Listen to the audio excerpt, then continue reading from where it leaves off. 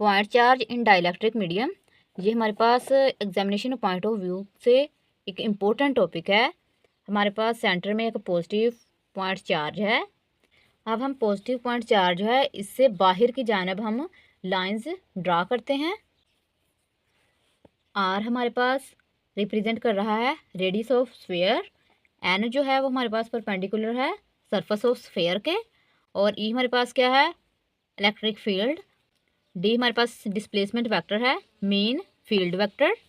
तो हमारे पास जो आर और एन जो हैं ये दोनों एक दूसरे के पैरेलल हैं। तो हम जानते हैं कि हमारे पास डिफरेंशियल फॉर्म ऑफ जो गाउस लॉ है वो इसकी इक्वल होती है।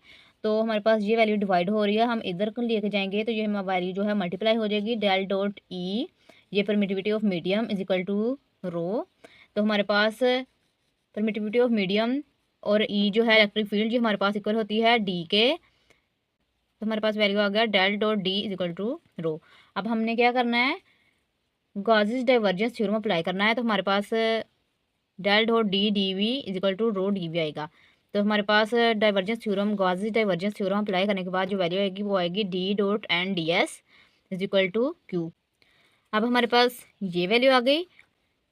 फॉर फ्री चार्ज के लिए हमारे पास Q is equal to zero होगा।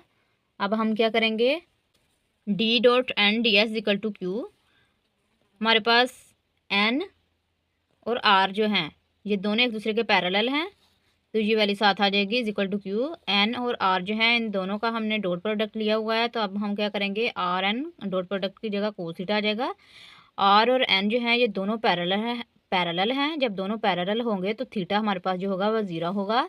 तो कोस थीटा हमारे पास 1 होता है। तो हमारे पास आर डॉट एन जो है ये इसके इक्वल आ जाएंगे D surface area D S is equal to Q. हमारे पास जो स्फीयर का एरिया होता है वो इक्वल होता है 4πr² के। ये हमारे पास जो सरफेस है इसका जो एरिया है पूरे का वो है 4πr²। तो हमारे पास जब हमने 4πr² को इधर पुट किया, ये देखो ये हमारे पास इसके इक्वल होता है। तो हमारे पास आ गया D 4πr² is equal to Q. अब हमने डी की वैल्यू फाइंड करनी है, तो हम ये वाली जो वैल्यू है इसको इधर जाके डिवाइड कर देंगे। तब हम इस वैल्यू को वेक्टर की फॉर्म में जब लिखेंगे तो हमारे पास D vector is equal to Q और 4πr²। और आर यूनिट वेक्टर आ जाएगा। हमारे पास आर यूनिट वेक्टर जो है वो इक्वल होता है आर का वेक्टर ओवर आर की मैग्नीट्यूड। जब इस वैल्यू को इसके साथ आर आर जो है जब मल्टीप्लाई होंगे तो ये आर क्यूब हो जाएगा हमारे पास।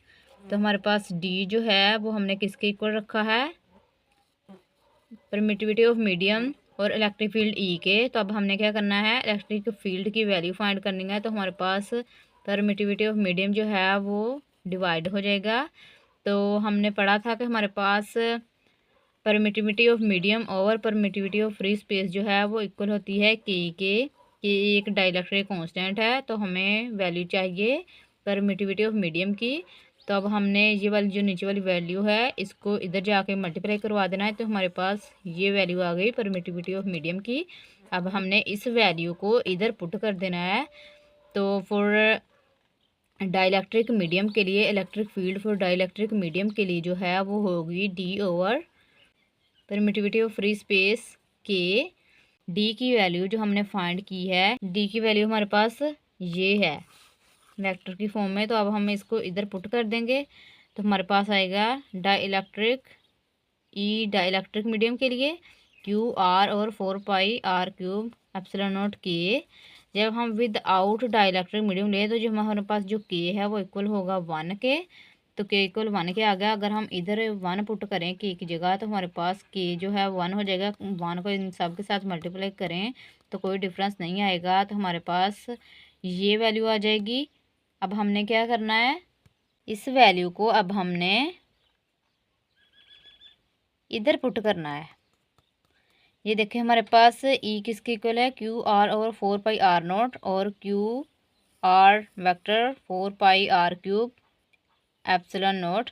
ये हमारे पास ये सारी वैल्यू हमारे पास इक्वल है ई के। तो अब हम इस सारी वैल्यू की जगह ई पुट कर देंगे तो हमारे पास आ जाएगा E is equal to E over K. तो हमारे पास Q is equal to Q over K होगा फॉर बाउंडेड चार्ज के लिए।